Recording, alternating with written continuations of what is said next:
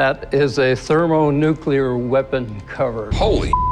I bet you've never seen one before. I'm 49 years old, and I remember the nuclear bomb drills. Get underneath your desk, put your arms over your head like this. The day Rick Harrison faced a real-life bombshell. Rick has seen it all, or so he thinks, until a man walks into the shop cradling what looks like a piece of Cold War history. It's big, clunky, military green, and comes with a plaque that reads like something out of a spy novel. Genuine part of a dismantled B-57 thermonuclear weapon. Immediately, Rick's instincts go into overdrive. A cover from a hydrogen bomb? That's not something you stumble across every day, even in Vegas. This protective cover is a genuine part of a dismantled model B-57 thermonuclear weapon. Okay, that is definitely cool. So this was a thermonuclear weapon as opposed to a nuclear weapon, which means it was a hydrogen bomb, correct? That is correct. He listens as the man explains his background. Former physicist, military connections, the whole 9 yards. He claims he bought the piece from an installation in New Mexico nearly 2 decades ago. Says it was too rare to pass up. Rick, intrigued but skeptical, wants to believe it. After all, if it's real, it's not just cool, it's explosive history. But something about the labeling doesn't sit right. A warning stamped, "Remove before flight," raises a flag. Why would a nuclear bomb, usually buried deep inside a missile casing, need a removable nose cover? I was a physicist and had a lot of connections and involvement with the military. So at one of those military installations in New Mexico, this really stuck out. And when I found out it was for sale, So Rick does what Rick does best. He calls in the experts. This time, he heads straight to the Atomic Testing Museum. If anyone can confirm whether this thing once protected a nuclear warhead, it's them. The executive director greets him, examines the cover, and provides a quick history lesson. Turns out, the bomb in question, the B-57, was real, all right? It was a compact tactical nuke designed for short-range missions. But there's one problem. Despite what the plaque says, this wasn't a thermonuclear bomb. It was nuclear, yes, but not the hydrogen-powered monster it was being sold as. Rick's eyebrows shoot up. So, the plaque is wrong. The story's half-baked. Take a look at that real quick. I noticed that there's a plaque on here, and the plaque talks about it being part of a thermonuclear bomb, a B-57. Let me tell you a little bit about this bomb, the B-57, that this plaque refers to. Still, there's only one way to know for sure. They bring out the real B-57, and just like that, Rick gets the answer he's been hunting for. The cover fits perfectly, snapping into place like it was made yesterday. It's the same model. The item is authentic, at least in form, even if the original claim was a bit exaggerated. Now, Rick has a verified piece of Cold War hardware sitting in front of him, and it's time to make a deal. Tactical nuclear weapon. They had to cover it and protect it while it was on the ground getting ready to be loaded, because it's pretty easy to run this into something. And here's why. We'll take this off and I'll show you. This is a composite nose cone, and behind this was a radar altimeter. The seller throws out a high number. Knowing how niche this market is, Rick tries to haggle him down. Back and forth they go. The man won't budge easily, insisting the piece is worth far more than Rick's offer. Finally, after a tug of war over dollars and cents, they settle on a price. Not cheap, but not unreasonable either. you know it's real. It's hard to ascertain a value. You understand what I'm saying? How much do you want for it? 800. You know, it's interesting, it's great, but I gotta find someone who's gonna buy it. Will you take $300 for it? I don't know. It's got to be worth 700. Think of the millions or billions that went into building this. We just meet in the middle at 600. That's even above the middle. Go in the middle, 650. 6 1/4? 6 1/4. We got a deal. All right. For Rick, this moment isn't just about money. It's about touching a piece of the past, about owning a sliver of history that once represented the razor's edge of global warfare. It's dangerous, it's mysterious, and it's real. And in Rick's world, that's as good as gold. I got something you might be interested in. I heard it's probably the most famous hockey mask there is. You got a limited edition Jason mask from the Friday the 13th series, signed by several actors that played Jason. Oh, wow. The horror movie Mask that sent Corey running for an expert. A man walks into the gold and silver pawn shop carrying something he believes will blow Corey's mind. A Jason Voorhees hockey mask from Friday the 13th, signed by 9 different actors who've played the iconic horror villain. Not only is it autographed, but it's also a limited edition, number 7 of just 13 ever made. The mask has 9 signatures total on it, and it's a limited edition, number 7 of 13. I'm hoping to get $6,500 for this autographed Jason mask. This is pretty cool, man. Friday the 13th is probably one of the most successful horror movie franchises to ever exist. The guy's been hunting down these signatures for 16 years, chasing stuntmen and actors across conventions and horror fests, turning this mask into a shrine of slasher history. He's confident it's a collector's dream and wants a jaw-dropping $6,500 for it. After we got the mask, we went around to a lot of conventions and we had as many Jasons as we could get sign the front. So you guys have been going around getting this signed for years? For 16 years. Because it was a different Jason in almost every single movie. And I think they're up to 10 or 11 now. And I guarantee you within the next few years, we're gonna be seeing another Friday the 13th film.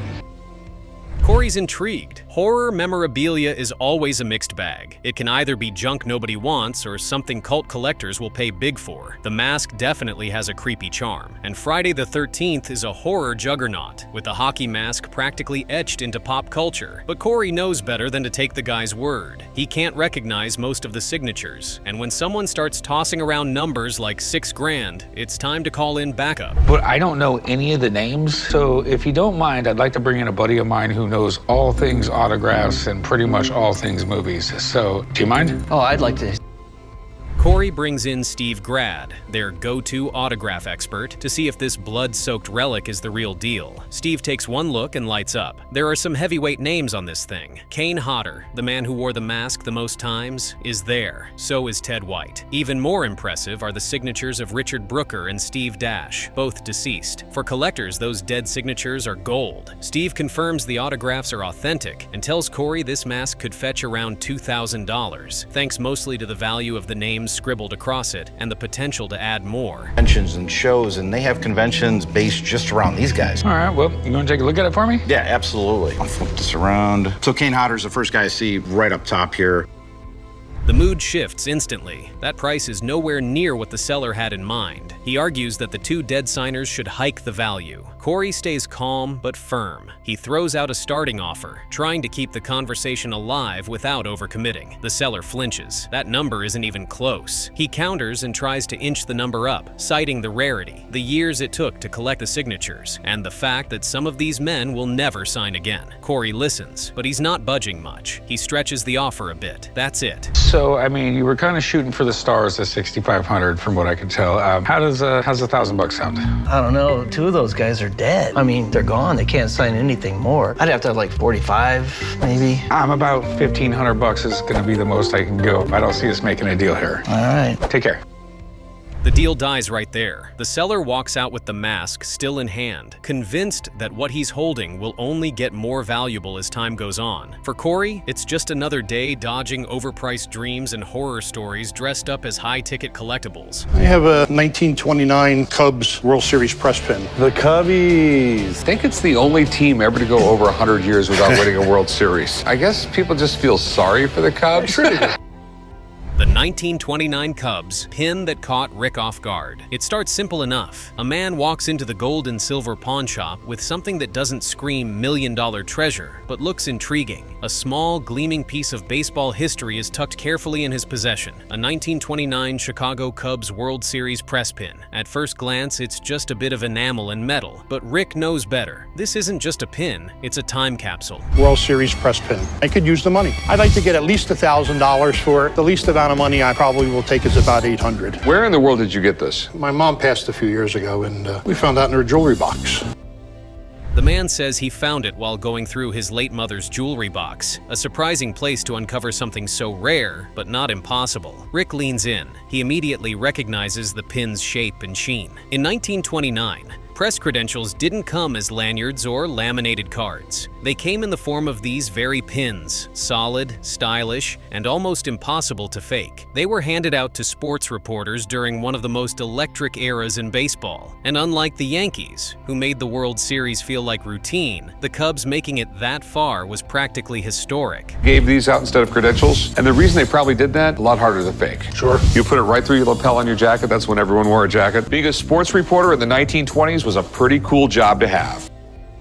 What makes it even more special is the timing. October 1929. Just weeks before the stock market crash, the Roaring '20s slammed into the Great Depression. This little pin represents the tail end of an era when baseball ruled the culture, and legends like Babe Ruth and Ty Cobb were more than just players, they were gods. Rick can feel the weight of that moment as he turns the pin in his hand. It's in immaculate condition, not a single chip in the enamel. Clean lines, perfect finish. He's shocked at how well it's held up, almost as if history itself preserved it. It's a good thing it's from the Cubs, too, because if you get something from the Yankees, they're always going to the World Series. It's not quite as big a deal. It really does mark the end of an era. We're talking October 1929. That was the height of the Roaring '20s. He starts doing the math in his head. Sports memorabilia like this, especially when tied to a storied, heartbreak-prone team like the Cubs, isn't just valuable. It's explosive in the right market. And even though the man is asking for $1,000, Rick knows immediately that's a steal. This thing could fetch more, easily. Most dealers would keep their mouths shut, buy it low, and flip it high. But Rick's not built like that. He's not in the business of robbing people blind. An age of baseball, and it's in great shape. I can definitely see some real value in it. Now tell me, what do you want to do with this? I like to sell it. How much you want for it? Like $1,000 for it. So he makes a rare move. He goes higher, not lower. $1,200. Clean, fast, and fair. The seller is stunned. He was ready to walk out with $1,000 and would have been happy. But Rick won't let it go for that. Not when it's something this special. Not when it deserves better. Piece. And it's going to be a quick seller. And quite frankly, it's actually a little cheap. Okay. $1,000. Okay. I was thinking like $1,200. I always want to maximize my profit on anything I buy. In a place known for brutal negotiations, Rick chooses honesty over hustle. That press pin walks out with its dignity intact, and so does the seller. It's one of those rare days when everyone wins. But even more rare, Rick caught himself off guard with how far he was willing to go for what was right. You must own really large chicken. No, I have no. So what exactly is this? This is an elephant bird egg. Okay. My business, I sell fossils and other natural. The elephant bird egg that nearly fooled everyone. A woman walks into the pawn shop with what looks like a giant prehistoric egg cradled in his hands. No chickens, no birds, just this bizarre, ancient-looking relic. She says it's from an elephant bird, a now extinct creature that once towered 10 feet tall and weighed over 600 pounds. The egg, she claims, is real, and she wants $2,500 for it. I'm here at the pawn shop today to try to sell my elephant bird. I'm hoping to get $2,500. I've had the egg for 15 years, but somebody else gets some enjoyment out of it. The story is strange enough to catch attention. The elephant bird, after all, wasn't just a bird. It was a monster from Madagascar's past. Taller than an ostrich, heavier than most gym buffs, and capable of laying eggs the size of small pumpkins. But something about this one seems too clean, too polished. Fossils like these are notoriously faked, and this piece has likely been stitched together from fragments. No one can tell at first glance whether it's the real deal or just a glorified art project. Looked like an ostrich, but it weighed twice as much. It was like a foot taller. Right. In fact, I have a very old trading card picture of the elephant bird. This thing would be scary to be around. Knowing how tricky fossil trades can get, Rick doesn't take any chances. He brings in a paleontologist. The expert arrives, scans the egg, and immediately spots what most eyes would miss. The grooves in the shell look promising, exactly what should be on an elephant bird egg. The texture checks out, and the expert gives the green light. It's genuine, not from a single bird though. The egg is a composite, pieced together from who knows how many others. That might pass for authenticity in fossil circles, but it comes with its own baggage. So, is it real? It looks real, but we need to take a closer look. Okay. I'd like to take a look at the surface texture. This lens is going to tell us all we need to know about the surface of the shell. Wow, there it is, Rick. See those long grooves in the shell right there? That's what we would expect to see from an elephant bird. The expert leans in and shows where the real issue lies. Along the seams, pieces don't fit naturally. Instead of finding perfect matches, whoever reconstructed this egg just ground the shells into place. That shortcut leaves marks, abrasions, uneven edges, and those flaws chip away at the price. Still, despite the imperfections, the expert appraises the egg at nearly $6,000. Suddenly, the seller's confidence soars. I would appraise this egg $5,900, I think is a fair appraisal of this specimen. I like your paleontology. By the time Rick waves the expert goodbye, the woman's tune has changed. She came in asking for $2,500. Now, she wants more. But Rick isn't buying into the sudden price hike. He sees the flaws, knows the niche market for fossils, and isn't looking to gamble. Still, he makes a bold offer, more than the woman originally requested, but the seller pushes back. That expert's appraisal got in her head, and now she wants to ride that number for all it's worth. Rick doesn't budge. He's already gone above the original ask. He reminds the woman that the price is more than fair, especially for a patched-up fossil with limited buyers. You want $2,500 for it? Well, now I'm thinking 3,000. It's a very small market. It's very weird. It will eventually sell. Tell you what, I'll give you $2,800 for it. That's more than a fair price. But you sure you can't do 3,000 on it? I'm offering you more than you are asking. I know, that's true. But your paleontologist really got my hopes up. $2,800 is the best I could do. If it's really your best, fine. Okay. All right, sweet. We have a deal. If you just go around the corner, do some paperwork, I'll get you paid. Okay. Eventually, the seller relents. They shook on the deal. The woman walks away happy, pocketing more cash than she expected. On the other hand, Rick gets one of the rarest eggs in the world, but not without a little prehistoric drama first. Jump. What? Just come in the back real quick. I gotta talk about something. Earlier, I checked in with my buddies Rick, Dale, and Danny to see how my birthday present is coming along for the old man.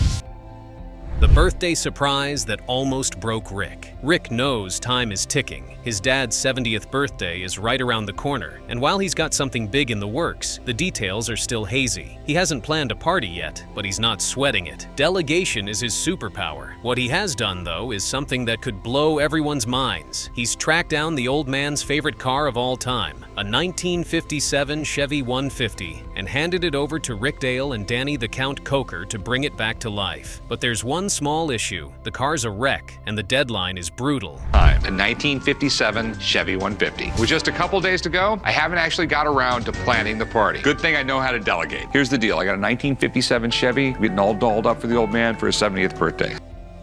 While the crew works on restoring the car from the ground up, Rick starts rallying his people. He wants the party to match the big, bold, unforgettable gift. But the old man is no fan of loud music, massive crowds, or showy antics, so Rick reins it in. No DJs, no over-the-top shenanigans, just a low-key celebration for the man who taught him everything. DJ though, at least, right? No, this is a party for the old man, not you guys. All right, The old man's old. He doesn't party. Okay, no, the old man does not want a DJ. I'll make a Jimmy Buffett CD and we'll just play that on repeat. I'm serious. This has to be good. I don't even know if the car is going to be done on time. When the big day finally arrives, Rick plays it cool. He takes the old man out to lunch, casually making conversation, doing everything he can to throw him off the scent. The old man, of course, has no idea what's coming. He grumbles, jokes, and acts like it's just another regular day. But Rick's got something up his sleeve that's anything but ordinary. I want this to be a big surprise, so I'm taking the old man out to lunch to throw him off track. How is it, Pops? It's outstanding. But on the way back to the shop, I'm going to tell him I need to pick something up at the Count's. On the drive back, they make a detour. Rick says they need to swing by Danny's shop to pick something up. The old man doesn't think twice until he steps out of the car and sees it. There it is. Nice cars here. You could have got me one for my birthday. I got you biscuits and gravy for the love of God. You're a cheap ass. Why are you the grumpiest person in the world? You are never happy. Yeah, right.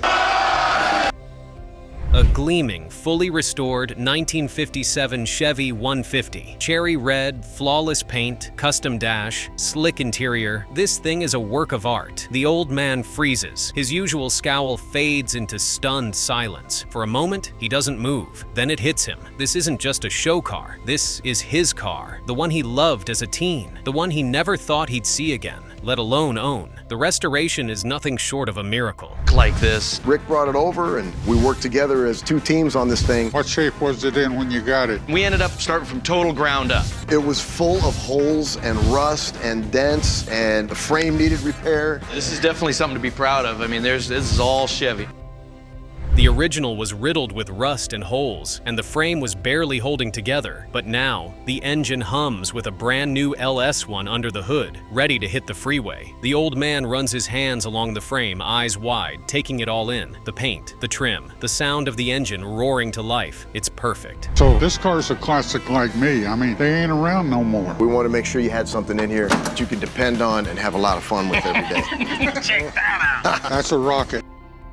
But Rick's not done. There's one condition. The old man has to retire. And in true old man fashion, he smirks and fires back. Not until the day after I die. The old man doesn't show emotion easily, but today, something cracks. He doesn't just love the car, he's overwhelmed. What's that? You gotta retire. Okay. Day after I die. Okay. All right, Pops. Can't get out of my car. Come try this thing on, brother. I'll see you guys bright and early tomorrow morning. We got cake for you. Screw the cake. I think I did it. I think he's happy. Deep down, he knows Rick nailed it. No million-dollar deal. No rare artifact has ever hit him quite like this. He tries to brush it off, but the truth is written on his face. This isn't just a birthday gift. It's the kind of gesture that says, I see you, I know you, I love you. And for once, the old man's got no comeback. I have something here that I think you're very interested in. This is Nikola Tesla's very first prototype motor, built in 1887. That's really, really cool. What is Tesla? Tesla made more contributions than any other engineer or scientist in recorded history. The Tesla motor that could have changed everything. A man walks into the shop with something that looks like it belongs in a museum, or maybe a sci-fi movie. It's a strange-looking, old and dusty motor, but he claims it's no ordinary machine. According to him, this is Nikola Tesla's very first prototype motor, built in 1887. He says it could be worth up to $1 million, but he's willing to let it go for a cool $250,000. That number alone is enough to get everyone's attention. If what he's saying is true, this isn't just an antique, it's a piece of world-changing history. Buying my Tesla prototype motor. This motor should be worth $1 million. In today's economy, trying to sell this motor for $250,000. How did you find this? This motor was made by Tesla's assistant, A. Anthony, who is the professor of electrical engineering at The man explains how the motor came into his possession. He claims Tesla gave it to a Cornell professor named William Anthony to gain credibility. For decades, the piece supposedly sat in the university's vault, forgotten, until it was recognized for what it was and eventually sold. Now it's here, and the seller is convinced he has something monumental. He talks about alternating current, Tesla's vision, and how this motor represents the beginning of modern electricity as we know it. On paper, it all sounds incredible, too incredible not to double-check. Depending on which of these switches you closed first, the rotor would rotate this way, which is the basis of all alternating current motors. What's that mean? Okay. Before this, they had direct current, like battery power. DC current was only, as opposed to alternating current, the electricity could go 100 miles in a wire, much more efficient.